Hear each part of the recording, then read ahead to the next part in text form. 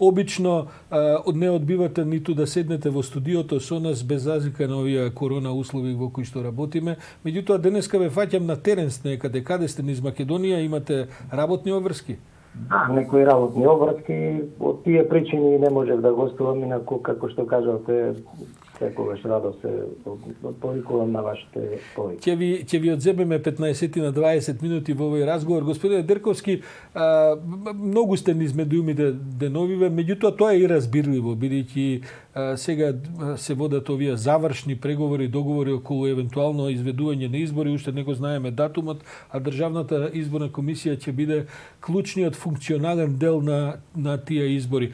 Гледам дека низ интервјуата што ги давате, низ настапите и така натаму, сте коректно воздржан политички, не влегувате со своји некакви политички процени и така натаму, главно се занимавате со она што ви е законски определено како мандат на Државна изборна комисија за спроведување на избори. Сепак, има ли разногласност во ДИК по повод прашањата за тоа дали и кога ќе има избори? Па, во ДИК 7 членови на комисијата, нормално да има и различни мислења околу некои прашања, меѓутоа во едно се сложуваме сите како членови дека треба да го почитуваме изборниот законник и се разбира комплетно сите прописи кои ја уредуваат оваа изборна сфера. Од тие причини, добро кажавте, значи јас во моите изјави внимавам да ги следам законските прописи и да не излезам од таа рамка и само на тој начин би рекол сите ќе се доведеме до еден успешен изборен процес на крајот. Па сепак вам не може да ви е сеедно, па макар и како граѓанин на државава, дали ќе има или ќе нема избори, бидејќи гледаме дека и вие го застапувате тој став дека избори со оваа неопходна заприка доколку тоа го возможуваат здравствените услови, треба да има што побрзо. Се уште сте на тој став?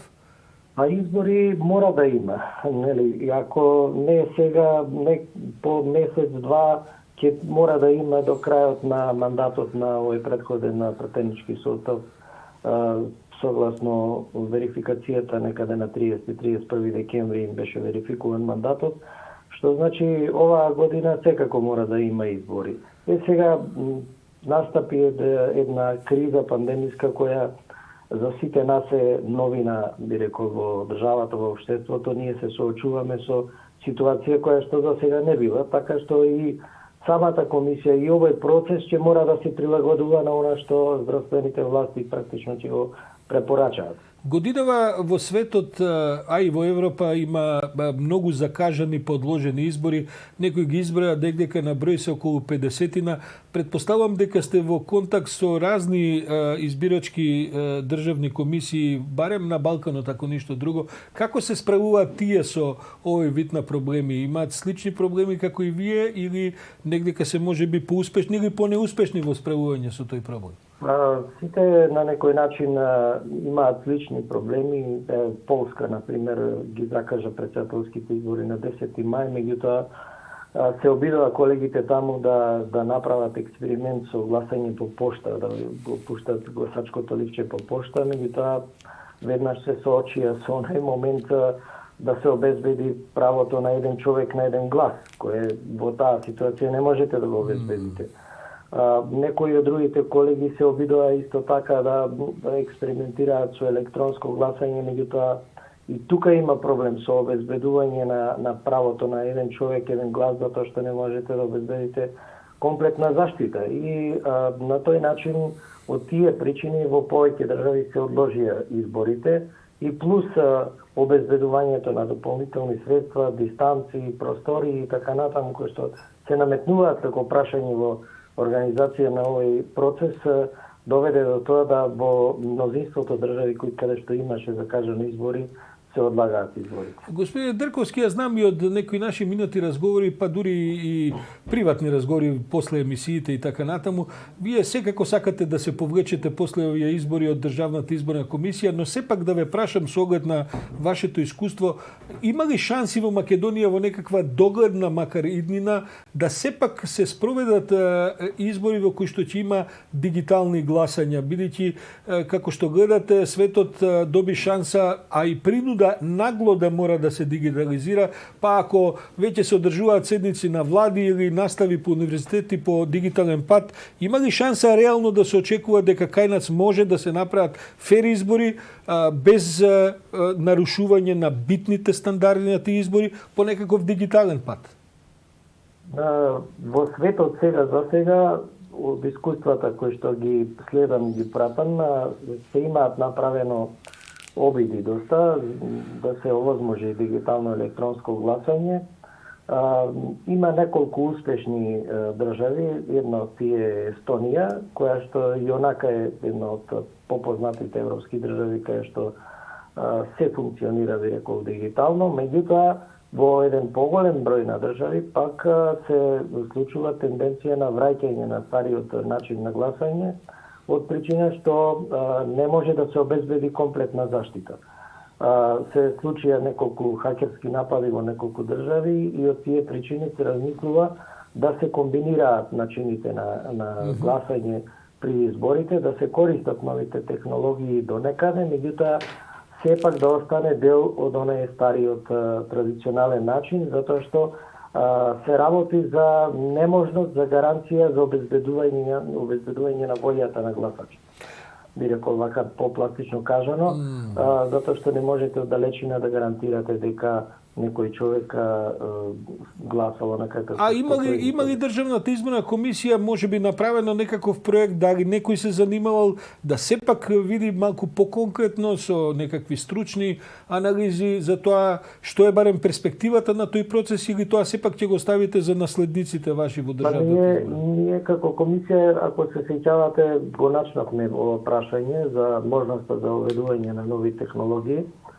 Прво преку употребата на фингерпринтот како можност за идентификација на гласачите најнапред, а после тоа се како надоградба на опцијата за воведување на електронско гласање. Прво размислувавме како на тоа да се примени кај диаспората, меѓутоа разговорите и со представници на Министерството за информатичко општество и администрација и други IT стручњаци, дојдовме до ова што претходно кажав, дека се уште не можеме да обезбедиме заштита на правото на глас, односно и да овозможиме точна идентификација на гласачот. Се надевам во иднина со некои проекти кои што во сферата на дигитализацијата сега одат многу напред, ќе се овозможи да се примени и некоја таква можност за гласање. Само да се надополнам, како комисија ние добивме и законска обврска, сега прво да се обидеме со пилот проект на овие наредни избори, кога и да пробаме да употребиме некои направи кои што ќе овозможат автентификација и би рекол авторизација на гласачот со помош на фингерпринтот, и ние на тоа работиме, ќе видиме колку ќе стигнеме да имплементираме, а за наредните избори изборниот законник не обврзува на сите избирачки места да имплементираме таква технологија. Да, кога сме веќе кај автентификацијата на гласањето, нек ни ве праша што правиме со овие спреови за прсти, бидејќи тие се главно спреи со кои што се верификува дека само еднаш може човек да гласа. Од друга страна, овие течностиве за дезинфекција се сите на база на алкохол, па не е јасно дали тој алкохол не може да го елиминира овој вториот алкохол. И дали не може да дојде до тој тип на злоупотреба. Од тие причини ние ќе побараме едно стручно мислење од хемиската струка, ќе направиме една симулација, да употребиме повеќе тие дезинфициенси заедно со спреовите, да се обезбедиме комплетна заштита на процесот на гласање. Не сакаме да се доведеме во никаква ситуација да се случи некоја не сака на последици. Да, ќе има паметни кои што ќе искористат секаква можност, предпоставувам. На страна овие политички договарања ќе видиме како тоа ќе резултира. Се очекува нареднава недела нешто можеби и да се прецизира околу датумот, иако шпекулациите се различни.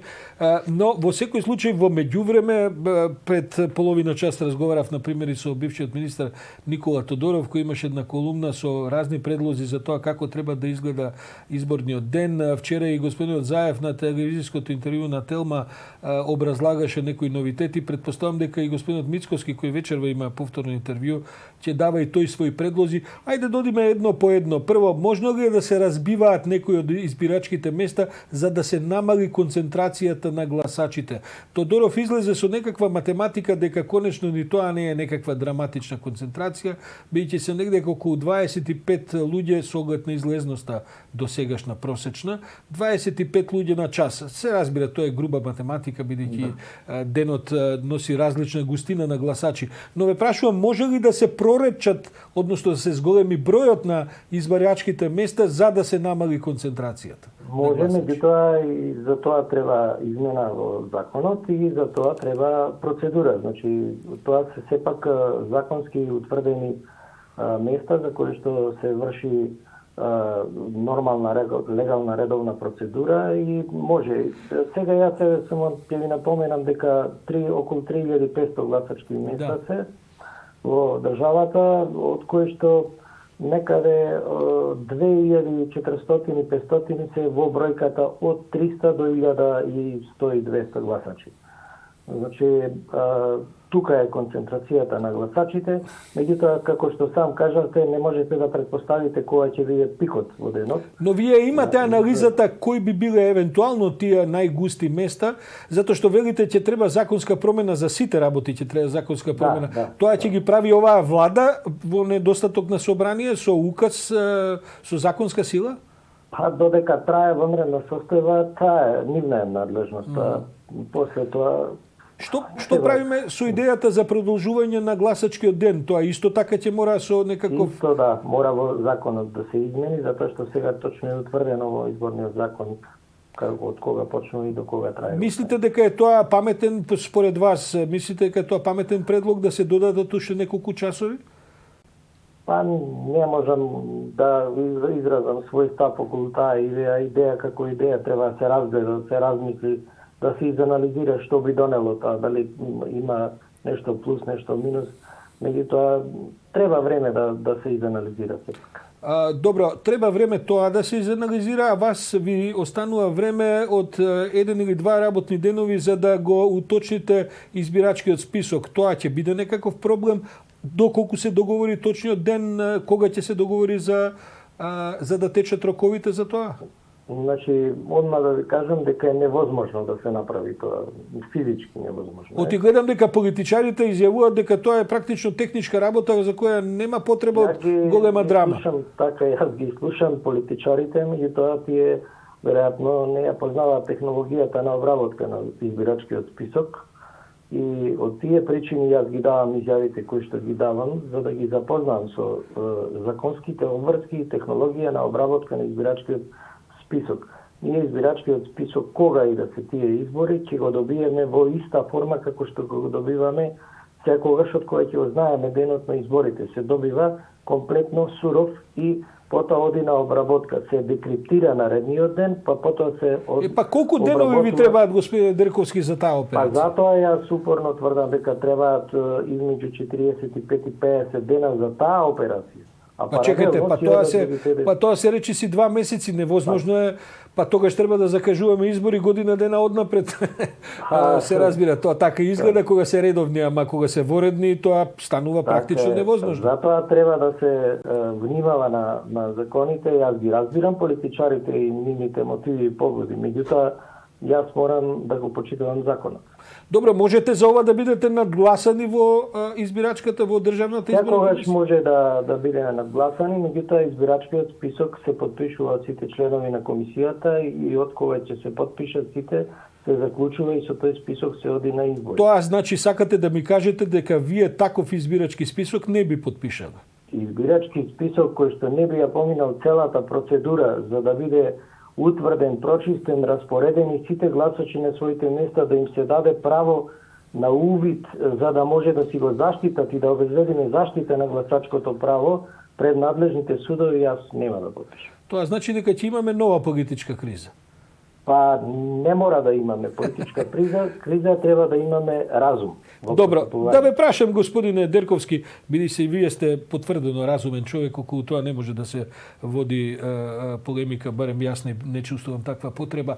Да речеме дека сепак ќе се случи ова вака да испадне, да добиете налог за спроведување избори со многу скратени рокови за избирачкиот список, вие одбивате тоа да го подпишете, па можеби и си поднесете оставка. Што се случува во оваа воредна ситуација, во таква можна кризна ситуација? Ќе продолжи комисијата да работи во скратен состав, согласно деловникот за работа на комисијата, има мнозинство, ако има мнозинство за работа се различи. Мислите дека ќе се премости евентуално таква криза? Мора малку и во детали да ве прашам, бидејќи гледам дека се доаѓаме до точка во која што потоа ќе излезат друг тип на проблеми кои што ќе бидат ургентни за решавање. Па, видите, во ситуација кога нема собрание, никој не може да констатира евентуална оставка на било кој член. Зато ве прашувам, да. Така е, јас можам и имам право да евентуално да направам таков чекор, меѓутоа се амнестирам во таа ситуација од секаква одговорност за натамошните потези на комисијата. Господине Дерковски, можна ли е промена на изборните листи кои што ви ги предадува партиите? Гледам дека има еден пример со партијата ГДУ, чисто еден од кандидатите повлече. Добивме барање од еден кандидат на листа, дека во изјавата нагласува дека јас се кандидирав за избори на 12 април. Сега понатаму не ме интересираат никакви избори, имам други планови во животот. Што правиме во таков случај? Законот не дозволува изземање кога би се случиле во регуларна, легална постапка изборите на 12 април, например. Меѓутоа, во оваа ситуација ќе треба да почекаме да видиме како ќе се одвијат парите. Што значи тоа, господине Дерковски? Дали вашите толкувања тогаш имаат како да кажем, статус на законски решенија, бидејќи на крајот на криштата, сите ја знаеме ситуацијата, не ни треба повторен опис на тоа дека немаме собрание, закон не може да се мени и така натаму. Што значи дека вашиот став ќе биде обврзувачки по тоа?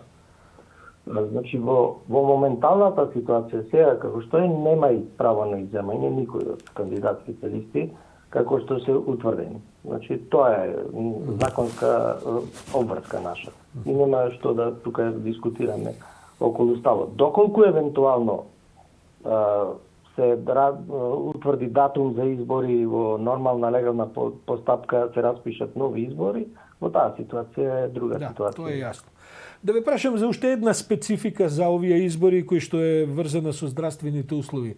Тоа веќе негдека го образлагавте, но повторно не ми делува дека е сосема јасно.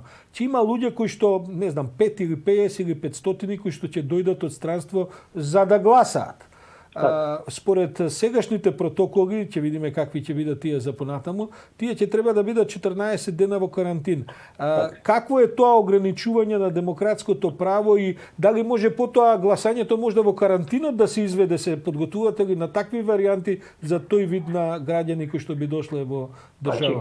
Ќе ги почекаме препораките на здравствените власти, ама и самиот, како што кажавте, судонак сега ситуацијата го кажува во нашата држава, јасно е дека доколку има таква ситуација, хипотетички да кажеме, во таа ситуација ни ќе мора да организираме гласање во карантинот. Колка ви е капацитетот? Меѓутоа тоа изискува дополнителни технички подготовки околу вадење на сите тие гласачи од избирачките списоци, бидејќи тие луѓе се наоѓаат на определени гласачки места, на други списоци, на други места и така. Тоа сакав да ве прашам, имате ли капацитет за спроведување на евентуално помасовно гласање од дома, заради тоа што можеби ќе се овозможи и на луѓе кои што се во загрозени здравствени категории да одберат од дома да гласаат? Тоа значи дека вие ќе треба да направите некакви помасовни кадровски, технички подготовки и така натаму? Така е. За тоа постојано зборувам кога се носат одлуките да се внимава, затоа што ќе треба на вистина да се носат сериозни одлуки кои со сериозни последици. Значи, господине Дерковски, да заклучам, вие останувате на ставот дека од денот на прогласување на избори до денот на изведување мора да има барем 40 до 50 дена за изведување на таквите избори. Јас, тоа не е мој став, тоа е законски основ. Да, ма знаете дека законот го толкуваат овдека на различни начини од председателот на собранието и Уставниот суд па надолу. Така е, за жал, меѓутоа јас не толкувам закони, него ги читам. А ако ви биде наложено да спроведете, тогаш предпоставам дека одите да спроведете. Незаконито не работи. Тоа е мојот. Добро, господине Дерковски, ви благодарам за ова телефонско вклучување, ви пожелувам убав работен ден таму кај што сте на терен, а чувствувам дека ќе имаме прилика пак да се чуеме оти. Гледам дека сте подготвени да обстанете на некои ваши ставови кои што може да го искомпликуваат гласањето на овие избори. Се разбира, секогаш на ваш повик сум спремен да одговорам. Благодарам многу. Ова беше Оливер Дерковски, председателот на Државната изборна комисија, кој што, еве да сумирам, се чини прилично резолутен во ставот дека доколку му се наложи да спроведува избори кои што ќе бидат во рокови од 2-30 дена, веројатно тоа ќе го одбие, бидејќи според неговите гледања за тоа ќе бидат неопходни барем дупло повеќе денови од тоа што се залагаат некои политичари, а тие политичари пак се залагаат за тоа заради фаќањето на овие датуми кои што се уште изведливи во некаков пад на пандемијата и на епидемијата во Македонија, бидејќи навлегувањето во некакви доцно летни и есенски термини може да значи една друга уште подлабока политичка, уставна и така натаму и здравствена, се разбира, криза. Ни помина животот живејќи во разни кризи и мислам дека вака или онака станавме општество, додуше во оваа ситуација не само ние, кои што ќе мора да се навикне на многу воредни начини на живење и промена на оние односи, па дури кога се избори во прашање, како што можеби сме навикнали, како што би требало според законите да се одвиваат.